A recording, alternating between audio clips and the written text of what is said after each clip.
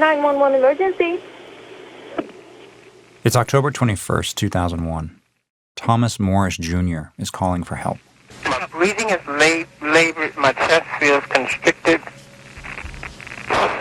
I am getting here, but to get up and walk and what have you, feels like I might just pass out. Thomas tells the operator that about a week earlier, he'd been close by when a coworker opened a suspicious letter. I suspected I might have been exposed to anthrax. A woman found the envelope, and I was in the vicinity. It had powder in it. With all the recent news, 911 was already getting a lot of panicked calls. In the current atmosphere, anthrax scares and hoaxes, rather than real attacks, have all but paralyzed parts of the United States. But Thomas's call is different, because he's an employee of the U.S. Postal Service, and America's mail system over the last 2 weeks has been transformed into a kind of terrorism delivery service. It turns out that there's another letter. We believe that there may be other envelopes. Don't shake it, don't taste it, don't sniff it, call law enforcement. A few days after Thomas's colleague at the mail facility handled that letter with powder in it, Thomas started feeling achy and came down with a headache. And now it's 4:39 a.m. on a Sunday, and he can't stop vomiting. He tells the 911 operator how all week he's been hearing from his bosses that there's nothing to worry about. They never let us know whether the thing was anthrax or not. I couldn't even find out if the stuff was or wasn't. I was told that it wasn't, but I have a tendency not to believe these people. His tendency not to believe these people is well earned. Their actions are about to put many people's lives in danger. Because these people, Thomas's bosses, oversee a mail facility with more than 2,000 employees, all of whom are now at risk of exposure to whatever has made Thomas sick. And on top of that, the mail that comes through this facility gets delivered right to Capitol Hill in Washington, D.C., right to the Supreme Court and the entire U.S. Congress. I'm Jeremiah Kroll, and from Wolf Entertainment, this is Aftermath, the hunt for the anthrax killer. Episode 4, Machine 17. 2 weeks before that 911 call, FBI agent Scott Decker and all of America had watched as one man died of anthrax. And now, at least 8 more people are infected in Florida and New York. It was really a reactive investigation. There was no proactive. There wasn't time. I mean, if this person was going to infect more people with anthrax, it could happen anywhere. There was no real way to plan for it. At this moment, the FBI has essentially no evidence, 0 suspects, and a lot of pressure to solve this. Pressure from the public, from the White House, and especially from Decker's boss, the FBI's new director, Robert Mueller. He had a tiger by the tail, and he was brand new at the job. I mean, he looked frazzled and tired, but I don't think he went home to sleep. If he did, I never saw him leave. Decker is working with Mueller at FBI headquarters in the J. Edgar Hoover building in downtown D.C.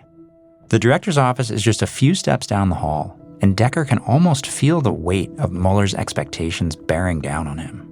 To not show progress was very unnerving, embarrassing, and Bob Mueller is not a joking person. He wants answers, and he wants them quick. He wants you to immediately say what you know and say it with confidence. And if we didn't have results to show in those meetings, it was uncomfortable. I mean, he didn't have to say anything. He just looked at you, and you knew you better get your butt in gear. Decker's spending long nights at the office, too. He just separated from his wife, so he's throwing himself into the anthrax case. And the stress was getting to him. It affected me. I got in a fair amount of trouble during that time. I just lost my temper a couple times, which you're not supposed to do in the FBI. You got to keep cool. To catch the anthrax mailer, Decker and the FBI need to figure out what the mailer wants. So far, there are no demands. And the best physical evidence they have is a letter sent to NBC calling for death to America and the now empty envelope it came in. Not a lot to go on. And on top of that, their job has just gotten much more complicated because the American public has become paranoid. People start seeing what they think is anthrax everywhere. All across the country today, it was precaution in the face of peril. The FBI says it has dealt with more than 2,300 reported anthrax incidents. Or anything with a white residue inside are causing stores, streets, and buildings to be shut down and panic to erupt. If a janitor spilled Tide powder in the hallway and didn't clean it up before he went home, that would get a phone call. Whereas 2 or 3 years before this, they just would have wiped it up and went about their business. This anxiety over powder spills is making it hard for the FBI and local officials to know what's real and what's not. But even more alarming and more strange, letters with white powder start showing up in cities all over the country, filled with laundry detergent or baking soda, or really any white powder folks can get their hands on. Whenever something like this gets in the news, there's always a spurt of copycats. It's just the way people are, unfortunately. But hoax or not, every time the FBI gets a call about a white powder threat, Decker and his colleagues have to investigate.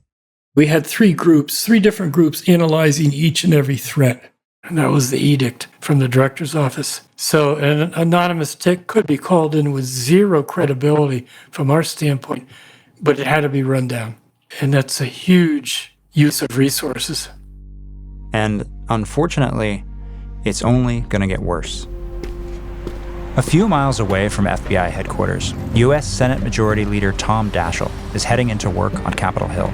It's Monday morning, October 15th, and now about a month after 9/11, as he arrives at the Capitol that morning, the senator from South Dakota gets news that brings America's fears right to his doorstep.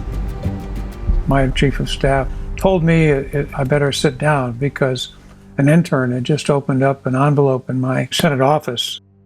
That intern is a young woman named Grant Leslie, who works in Senator Daschle's main offices on the 5th and 6th floors of the Hart Senate building. Their office had been crowded that morning, so Grant had taken a chair to the middle of the room and started opening a big pile of mail in her lap.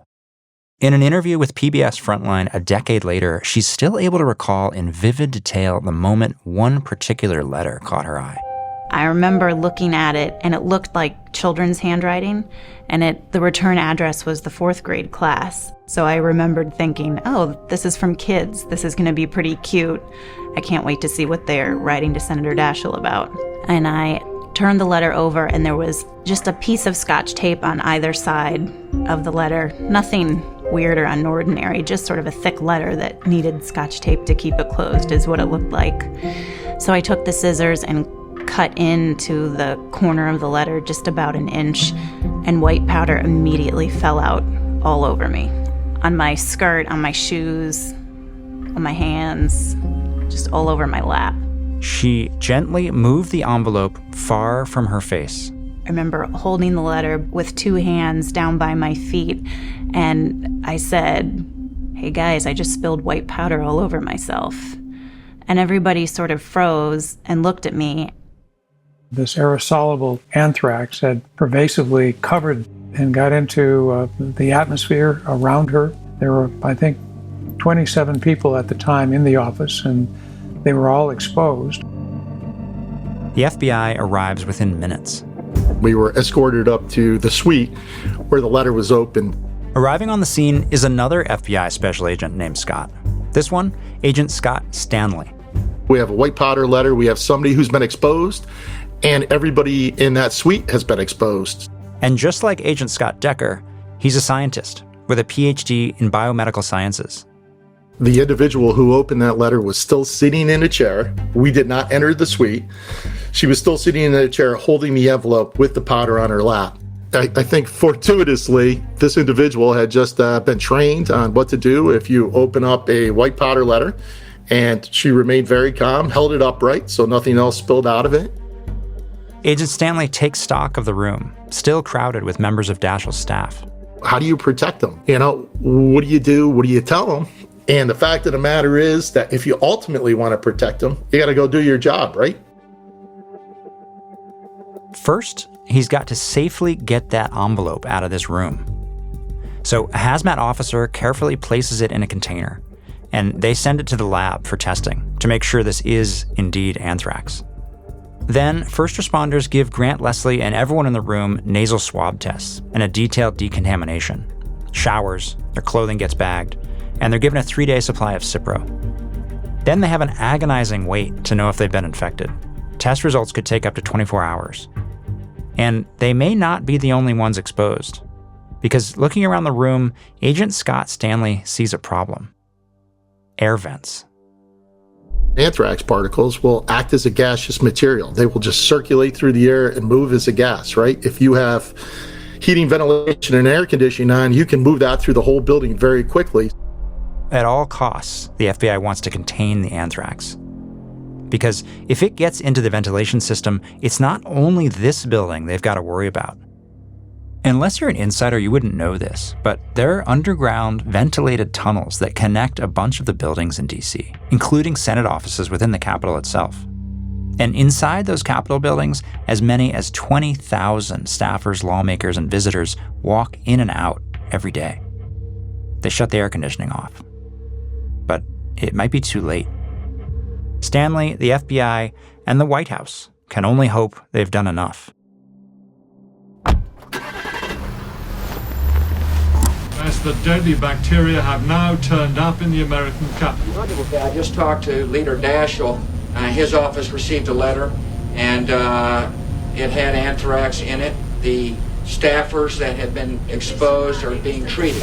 I was heading to work that morning and listening to reports coming in on the local radio news station. It's been reported that the office is... If there are people that, again... On the ongoing anthrax investigation. My office opened a suspicious package. Joby Warwick is a Pulitzer Prize-winning journalist who covers national security for the Washington Post. By the time I get to work, we have reporters down at the scene. I'm working the phones to try to figure out what a story would say. But colleagues are there physically at the building, and the pictures that are coming back are of people in moon suits. Joby had investigated biological and chemical weapons threats in war zones and dicey basement labs all over the world. But he never expected this. Investigators coming in dressed up like it's the hot zone and they're heading out to check on a plague, but they're walking into a Senate office, a building that we all know so well. We've been in dozens of times. That meant that the government was also under attack, and that, among the possible victims could be any member of Congress or any elected official. It's a little hard to remember now, but hazmat suits, PPE, even the idea of interacting with an airborne invisible killer were all extraordinarily rare then. So the moon suits, the panic, the very strangeness of this attack, it almost felt like an alien invasion, like you'd see in a movie. And just like one of those movies, it's now playing out in Washington, D.C., the country's leaders pretty much powerless against an unknown, amorphous, and formidable enemy that might just take over. And Agent Scott Stanley knows the stakes are high. If anthrax spreads through Capitol Hill, what's going to happen? Or not happen? There's a lot of national business that needs to take place, and if you shut down the nation at that point in time, does that business proceed or not? We aren't going to let terrorists or kooks drive us out of our capital or prevent us from doing our job. The Senate decides to stay in session. Senators relocate to different areas of the Capitol complex so they can keep working. And top of mind for them, now more than ever, is a controversial piece of new legislation that President Bush has been urging Congress to pass. Created in the wake of 9/11, this bill is meant to give the government more power to track down its enemies. We cannot let the terrorists achieve the objective of frightening our nation to the point where we don't conduct business, where people don't shop. That's their intention. Their intention was not only to kill and maim and destroy, their intention was to frighten to the point where our nation would not act. The bill the Senate has been debating is called the USA Patriot Act. And as Senate Majority Leader, the weight of this bill is falling heavily on Tom Daschle.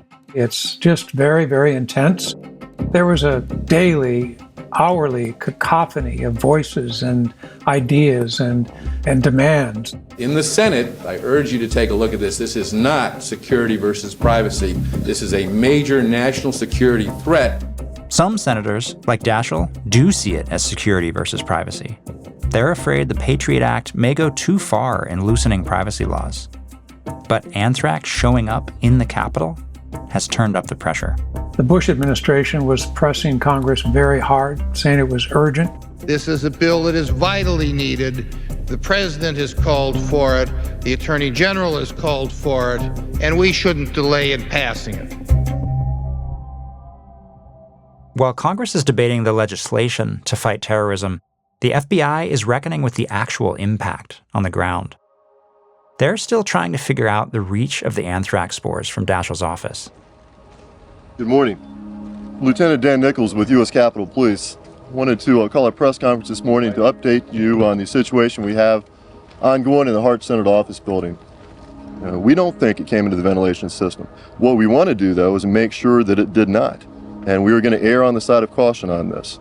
To do that, the FBI and the CDC have to test for anthrax in other parts of Daschle's building, and neighboring buildings, too. They're going to be sweeping Senate buildings today, and we just will do a routine, methodical sweeping of buildings. The day after the Senate makes its stand, the test results from Daschle's office are officially confirmed. Late last night, the U.S. Capitol Police was notified by Fort Detrick that the substance was, in fact, anthrax. So, as they'd feared, the intern was indeed exposed to anthrax. And so were many of the people who were in the office with her when she opened the envelope. But then the news gets worse. The test results show that several people who were working down the hall from Daschle's office were infected too.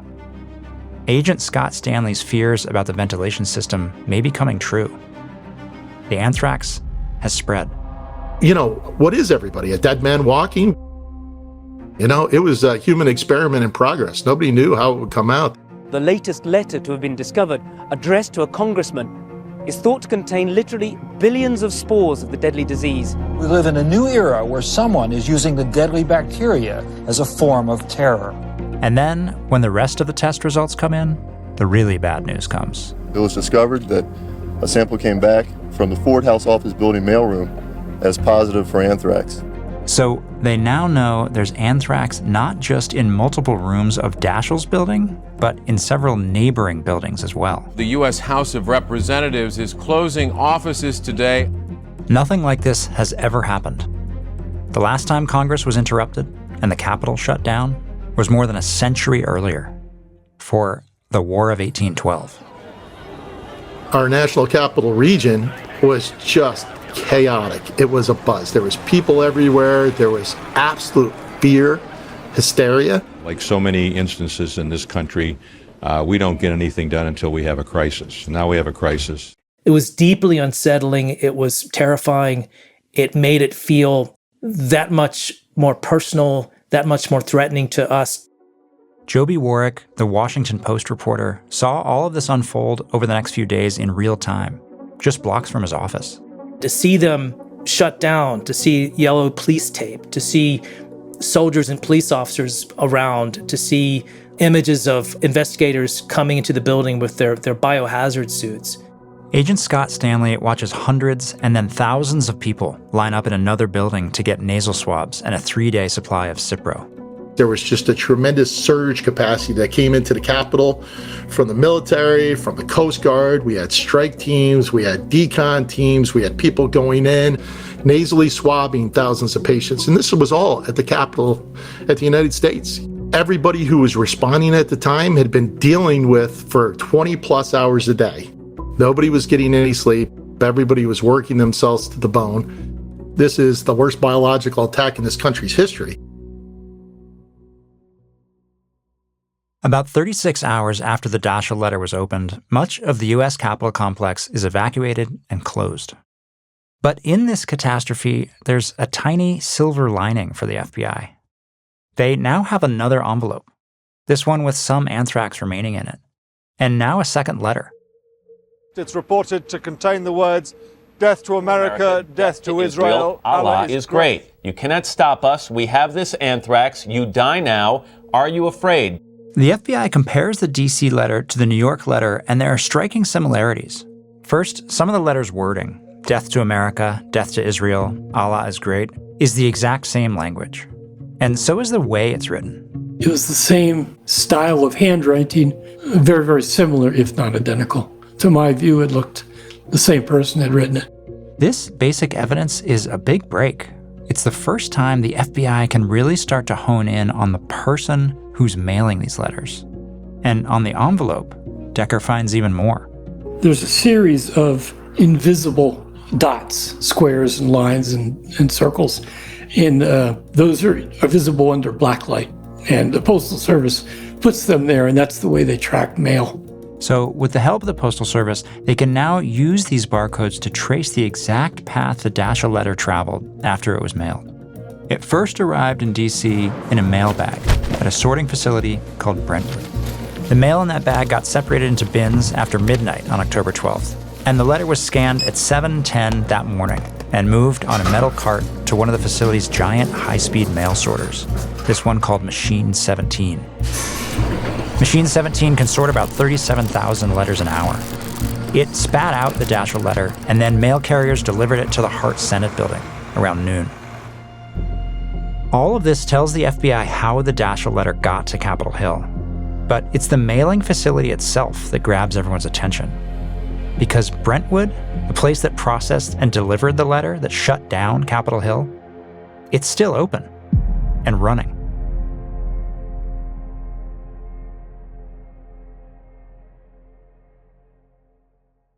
The Brentwood Mail Processing and Distribution Center has about 2,000 employees. It's a massive building with 2 floors and 14.5 million cubic feet of space. And for a long time, this station has been a steady source of union jobs for DC workers. The staff at Brentwood, unlike that at the Hill, is largely made up of people of color. For these families, the U.S. Postal Service is a way of life. We grew up in Southeast Washington, D.C., in an area called Anacostia. And back during that time, it was, as a friend of mine used to say, it was like Sesame Street. Everyone was close. Just about everyone's parent worked for the federal government. Joan Jackson's brother, Joe, had followed in their dad's footsteps and spent his entire career working for the Postal Service. He even leads a Bible study group at the postal facility. Joe never called in sick in 15 years, and he was a hard worker. He worked just like my dad, and a lot of them started off taking mail door to door. But then he ended up working these really huge machines. Officially, these really huge machines are called delivery barcode sorter machines, or DBCS machines. And the DBCS machine Joe worked that day was Machine 17. That's the machine that had sorted the envelope with anthrax in it, addressed to Tom Daschle. Even without knowing any of these details, his sister Joan was worried. I spoke to Joe on the phone. I said, Joe, please be careful. Please be careful. I don't know whether it was intuitive on my part or what, and he said, I will. I'll be careful. No, don't worry. It'll be fine. The U.S. Postmaster General pulls together a press conference to address concerns. I want to thank you for joining us here today at the Postal Service. Note that this is the day after most of the Capitol complex was shut down. As you know, one letter from among the more than 3.5 million pieces of mail handled here each day contained anthrax. One letter handled there contained anthrax. After consulting with the CDC, the USPS decides the mail facility is still safe to remain open, that its employees are safe. And behind me are some of those employees who work in this facility. So, as a precautionary measure, we will be conducting appropriate testing in this facility so we can reassure ourselves, our employees, and our customers of its safety. The key phrase there is appropriate testing. The USPS chooses not to test everyone for anthrax. They don't see a reason to. According to them, that letter was extremely well sealed, and there is only a minute chance that anthrax spores escaped from it into this facility. However, but 2 days after that press conference, Joan Jackson gets a call from her brother's wife. Celeste called and said that Joe was in the bed. He was sweating, and his sweat drops were like the size of a quarter. He was sweating profusely, but he didn't want to go to the hospital. He was like, I'm fine, I'm fine. Joe has the day off. It's a Saturday, and he stays in bed all day. But he's a devoted Catholic and wants to attend Mass that evening. Joe's family attends Our Lady of Perpetual Help, It's a church founded by Black Catholics, and it sits on a hill with a panoramic view of D.C. He passed out in church, and they stopped the mass. They were going to call the paramedics. Yet Joe presses on through the end of church. And then, never one to miss work, he does his shift at Brentwood that night. The next day, though, he's feeling so bad, he drives himself to a hospital where he's diagnosed with stomach flu. They send him home. There, his wife Celeste sends him to bed. Celeste woke up and found Joe sprawled on the bathroom floor. And she called the paramedics, and they came and got him and rushed him to Southern Maryland Hospital. Joan is so worried she can't bring herself to watch the news. And then, when Monday morning comes and she hasn't heard anything, she fears something is very wrong. And something, I just had a feeling, because I called the house, my parents' house, and I couldn't get a hold of them. And finally, I got through, and my mother said, Joe is dead.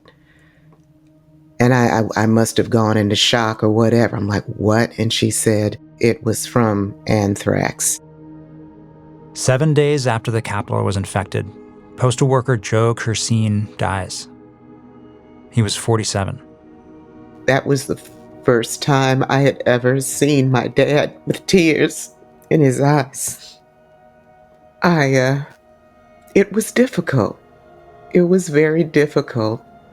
I felt I just wanted to close up and be away from people at that time.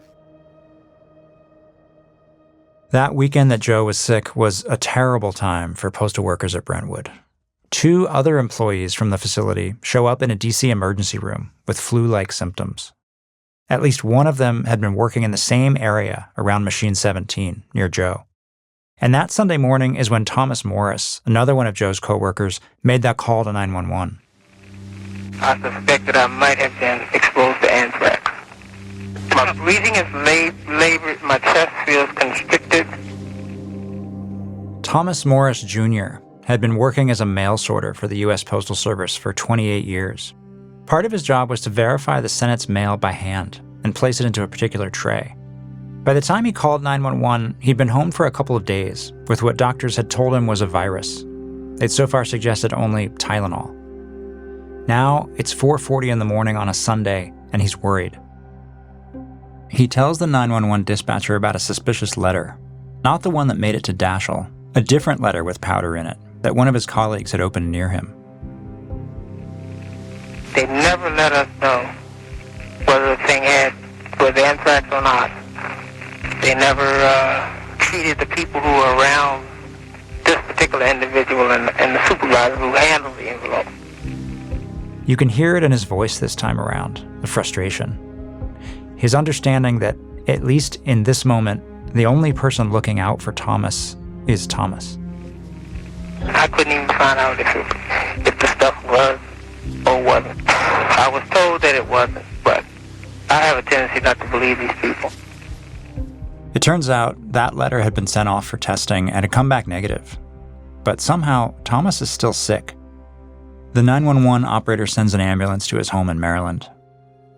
Later that day, he dies of inhalation anthrax at the age of 55.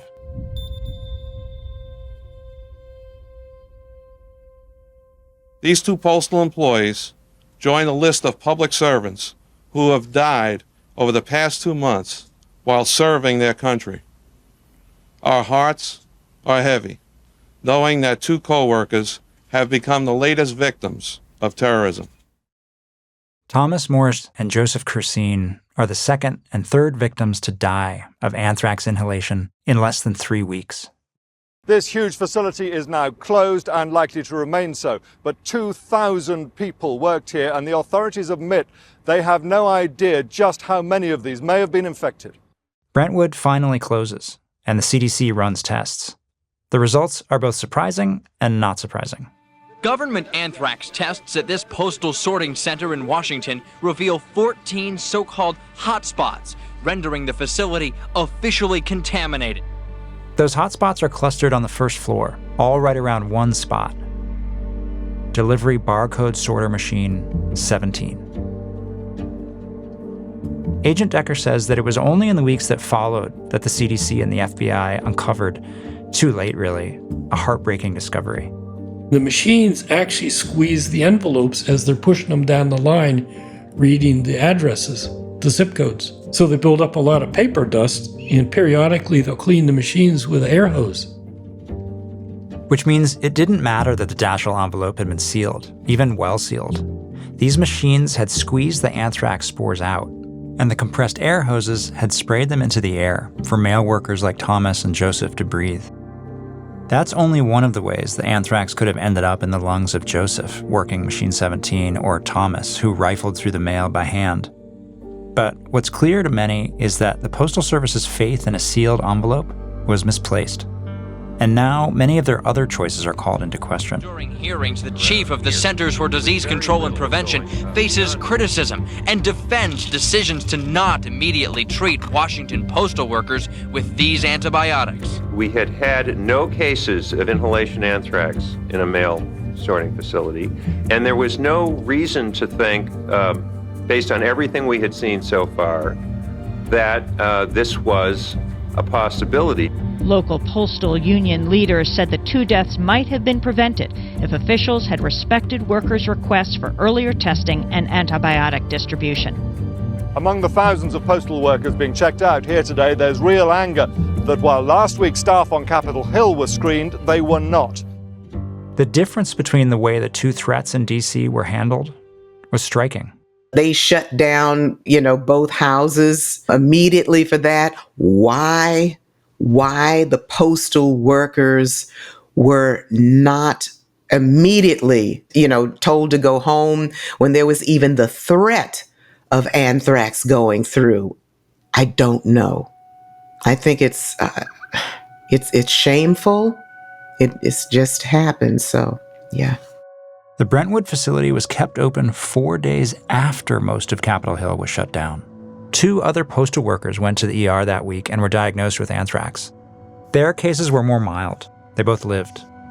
On Capitol Hill, despite what seemed at first like a death sentence, Senator Daschle's intern, Grant Leslie, who opened the letter and got anthrax all over her, she survived.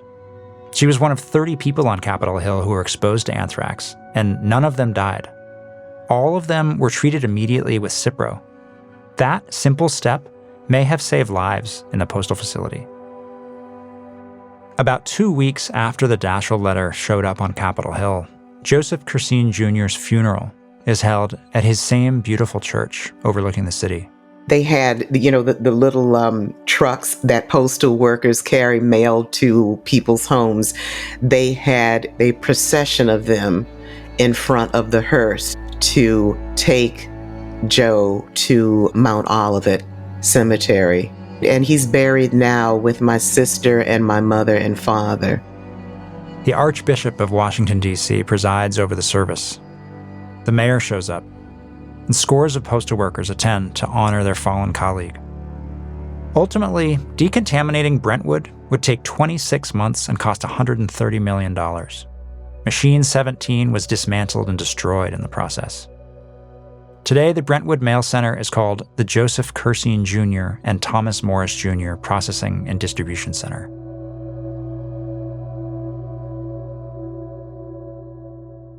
On the very same day as Joseph's funeral, there's a major development in the Bush administration's fight against terrorism. Good morning and welcome to the White House. Today we take an essential step in defeating terrorism while protecting the constitutional rights of all Americans. The Anti-Terrorism USA Patriot Act, the legislation that had been fiercely debated for weeks before the attacks, now passes. With my signature, this law will give intelligence and law enforcement officials important new tools to fight a present danger. President Bush links the deaths of the postal workers directly to his efforts to stop the growing terror in America. Our country is grateful for the courage the Postal Service has shown during these difficult times. We mourn the loss of the lives of Thomas Morris and Joseph Cursine, postal workers who died in the line of duty, and our prayers go to their loved ones. But one thing is for certain: these terrorists must be pursued, they must be defeated, and they must be brought to justice. And that is the purpose of this legislation. If the terrorists' intention is to spread fear and panic, then sending anthrax here to the very seat of government is certainly having that effect. And that effect helped pass a controversial law. The anthrax attack just further exacerbated our anxious and very deeply troubling perspective as we considered just how best to defend the country and ourselves. We felt the need to act in large measure because of the grave concern we had about another attack sometime soon. For better or worse, the Senate Majority Leader and anthrax target got the votes to pass the Patriot Act, which is still largely in force today. The bill gave the government more power to spy on its citizens' phone calls and emails, and it let the government collect Americans' financial records and track them online. We did the best we could given the circumstances we had, but that balance between security and privacy will be an ongoing one for decades to come.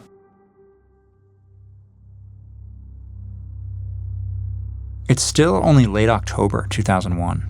In less than a month, the anthrax letters have killed 3 people and now help change American law. For the FBI, the stakes couldn't be higher, but they're still largely outmatched.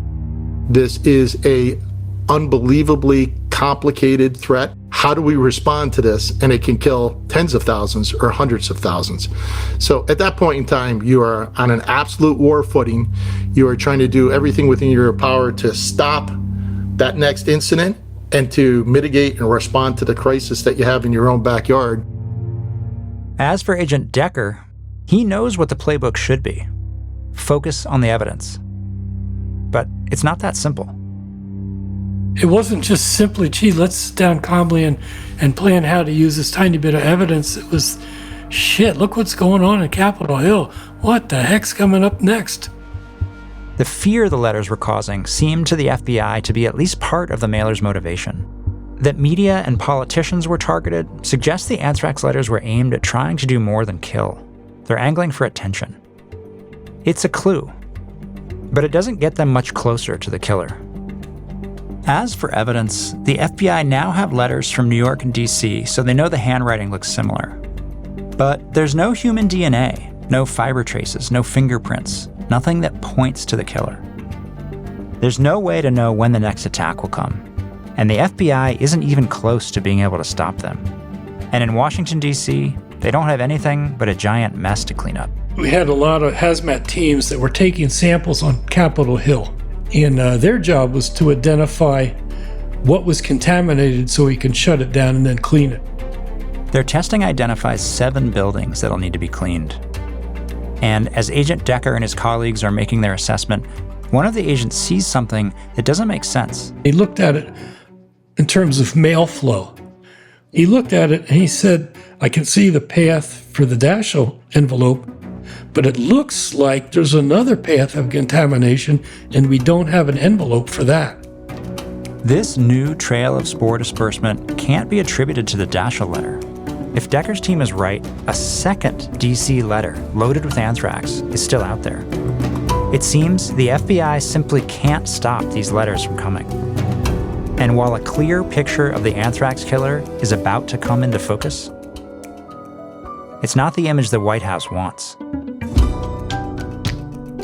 Next time. It very likely could be somebody we know. They broke the front door. There are agents with Uzis and moon suits with gun in front. The 5th anthrax death, and the 2nd without any rhyme or reason. I sat down in my chair and I thought, this is it. I'm done.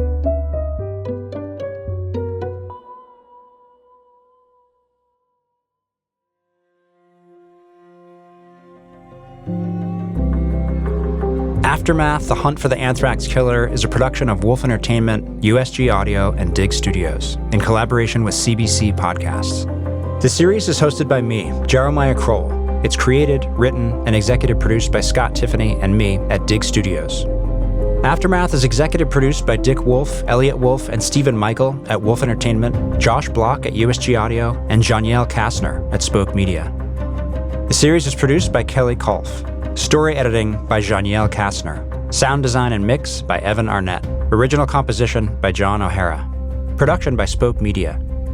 Production support for USG Audio by Josh Laulongi. Tanya Springer is the Senior Manager of CBC Podcasts. Arif Noorani is the Director of CBC Podcasts. Thank you for listening.